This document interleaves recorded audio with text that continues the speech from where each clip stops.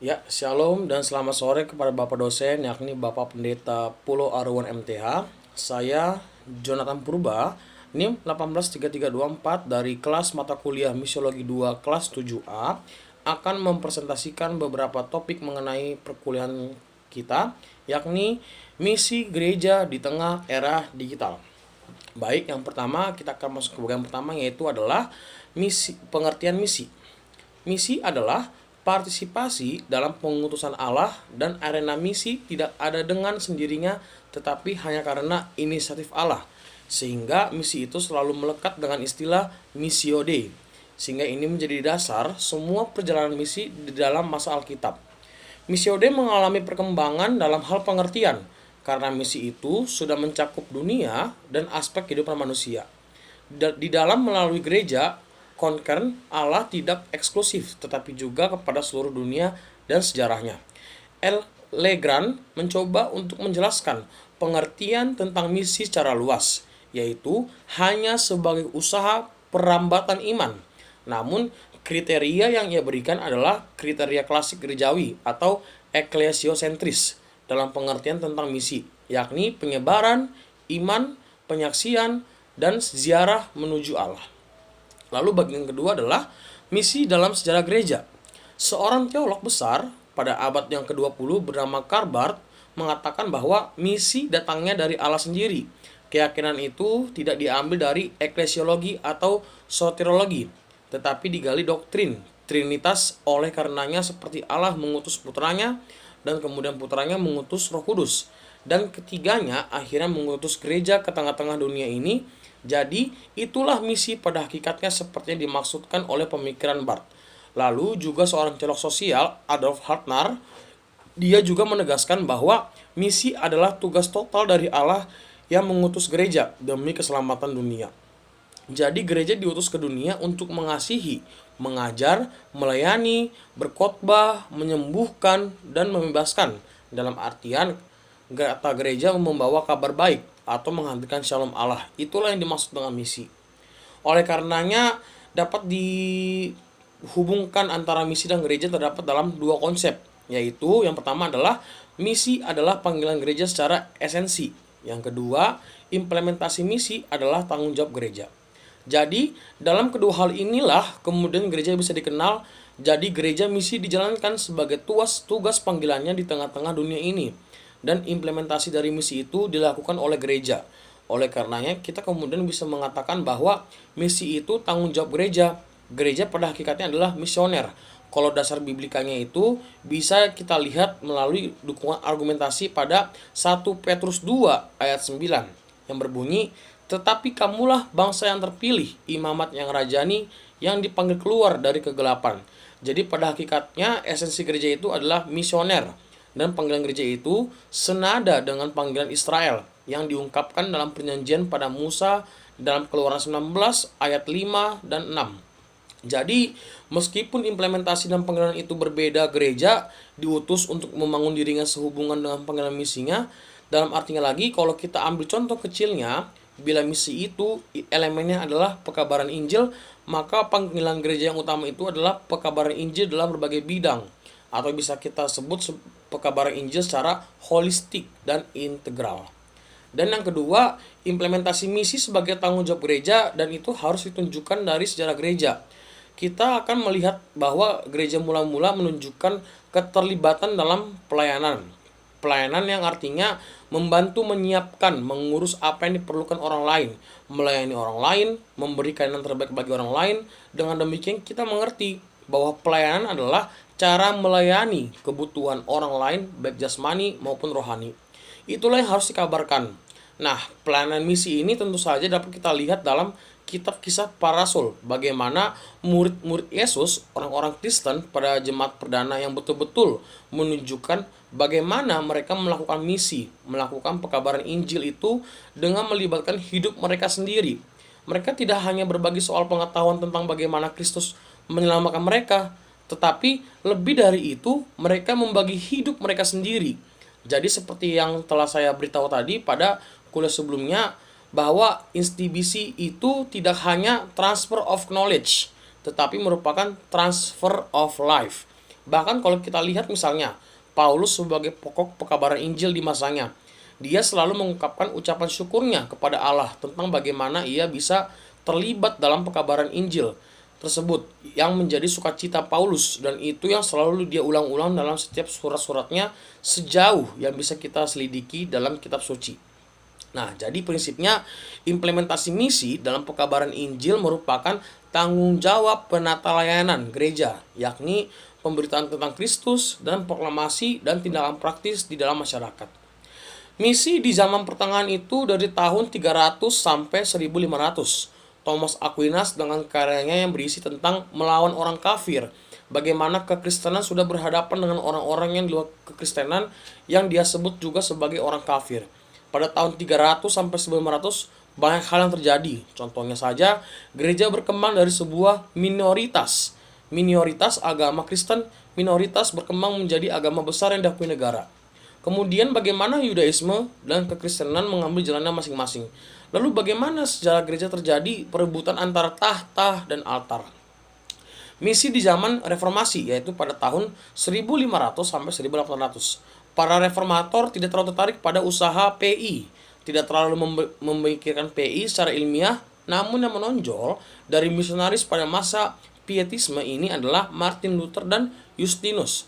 Ortodoksi pada zaman ini cenderung memperlihatkan sifat iman dan objektif dan meninggalkan keselamatan yang personal, sedangkan Pietisme menunjukkan ekstrim yang lain dan menekankan secara berlebihan pengalaman secara subjektif. Itulah yang bisa ditekan di zaman reformasi. Misi dalam zaman abad pencerahan itu oleh misionaris lebih bersifat sentrifugal, lebih ke arah luar. Mereka pergi untuk melakukan penginjilan secara individu. Gereja semakin berkembang dan giat dalam melakukan pekabaran Injil. Seperti salah satunya saja lahirnya Gereja Batak atau HKBP yang dilakukan oleh para misionaris. Misi dalam zaman abad modern dan postmodern. Dalam hal ini, misi sudah sulit untuk digambarkan karena sudah banyak sekali keberagaman tetapi menghasilkan suatu keindahan dalam metode cara bermisi. Tetapi yang terpenting ialah bagaimana gereja bermisi dengan tetap menghadirkan shalom Allah. Dalam zaman ini adanya pergeseran, yaitu rasionalitas, di mana orang didukung dari pengalaman spiritualitasnya. Lalu yang kedua adanya pergeseran secara skema, artinya gereja menjadi subjek dan budaya atau suku menjadi objek. Tetapi sekarang bukan subjek-objek, tetapi sudah menjadi subjek-subjek, artinya melakukan dialog untuk menyatakan kebenaran yang dipahami oleh berbagai pihak. Yang ketiga, penemuan kembali dimensi teologis. Kalau dulu zaman pencerahan adanya sebab akibat, tetapi sekarang tidak harus selalu seperti itu. Tetapi bahwa ada segala sesuatu di luar yang dapat kita pahami. Ada arah yang mengarahkan kita. Lalu di zaman ini orang tidak melihat lagi bahwa tidak tergantung kepada teologi. Tetapi semua orang sudah bisa menerima bagaimana orang lain bisa menerima kehidupannya, tanpa harus memaksakan kehidupan sesuai standar kita. Lalu dulu orang berpikir hanya orang baik, kaya yang bisa melakukannya. Tetapi sekarang orang berpikir bahwa siapapun dapat melakukannya dengan talenta yang ada. Lalu di zaman sekarang tidak melihat seseorang itu hebat, tetapi bagaimana seseorang itu mampu menciptakan dan berkolaborasi dengan siapa saja, di mana saja, demi satu tujuan dalam bermisi menghadirkan shalom Allah di tengah-tengah dunia ini. Baik, kita akan masuk ke dalam bagian poin era digital. Menurut saya, presentasi, era digital itu adalah suatu zaman di mana teknologi berkembang semakin meningkat dan orang-orang yang sangat ingin menerimanya. Bayangkan saja pada tahun 2019 ada 5,112 miliar pengguna seluler, 4,388 miliar pengguna internet, dan 3,484 miliar pengguna media sosial aktif. Semua grup ini telah tumbuh antara 2 dan 9% sejak tahun 2018 dan diperkirakan akan terus tumbuh sepanjang tahun 2020 dan 2021 ada laporan global digital 2019. Media sosial di satu sisi telah menjadi bagian dari kehidupan sehari-hari bagi kebanyakan orang. Menurut statista, ada lebih dari 2,6 miliar pengguna Facebook, 1 miliar Instagram, dan 330 juta pengguna Twitter pada tahun 2020. Meskipun ini adalah jumlah yang luar biasa yang masih terus meningkat, itu semua masih tertinggal di belakang mesin pencari. Menurut TransJury ada 6,9 miliar pencarian Google setiap hari. Berkat ini kita akan dapat bekerja dari rumah lebih sering dan bahkan menghindari menetap di kota-kota besar di mana harga properti atau rumah dapat membebani hidup kita selama bertahun-tahun. Nah, itulah beberapa mengenai tentang era digital. Lalu, bagaimanakah kita bermisi di era digital? Nah, berikut adalah poinnya, yaitu bermisi di era digital. Bermisi di tengah era digital tentunya memiliki beberapa tujuan, yaitu yang pertama, bermisi melalui media digital bertujuan untuk memudahkan setiap orang percaya dalam berbagai informasi mengenai berita Injil. Sebagai contohnya, ketika ingin berbagi pesan Injil lewat media sosial hanya dengan beberapa sentuhan di handphone, maka berita Injil akan dengan mudah disalurkan ke orang banyak. Yang kedua, bermisi melalui media digital bertujuan untuk menyajikan informasi kepada pembaca maupun pendengar dengan metode yang kreatif dan inovatif. Artinya, pesan Injil disampaikan bukan hanya melalui kata-kata saja, namun juga melalui beberapa gambar dan animasi bergerak yang dapat menarik perhatian dari orang-orang yang menyaksikannya. Yang ketiga, bermisi melalui media digital bertujuan untuk menjangkau setiap lapisan masyarakat yang sulit untuk dijangkau karena keterbatasan lokasi dan waktu. Maksudnya ialah melalui media, seseorang dapat terhubung dengan individu lainnya yang berbeda lokasi maupun waktu. Melalui media juga, pesan Injil dengan mudah dapat dijangkau oleh setiap orang yang terhubung dengan jaringan internet, walaupun berada di pelosok daerah sekalipun. Yang keempat, bermisi melalui media digital untuk membantu mempercepat kedatangan Tuhan atau kehadiran kerajaan Allah, yaitu pada Matius 24 ayat 14. Melalui pelayanan media, seluruh dunia dapat mengakses pesan Injil dengan dunia. Oleh sebab itu, bermisi melalui media digital dapat merupakan sebuah alat yang dipakai oleh Tuhan untuk mempercepat kehadiran kerajaan Allah. Sebab melalui pelayanan media, Injil Tuhan tidak dapat dibatasi oleh lokasi dan waktu. Oleh sebab itu, salah satu contohnya adalah melalui berbagai alat teknologi zaman sekarang.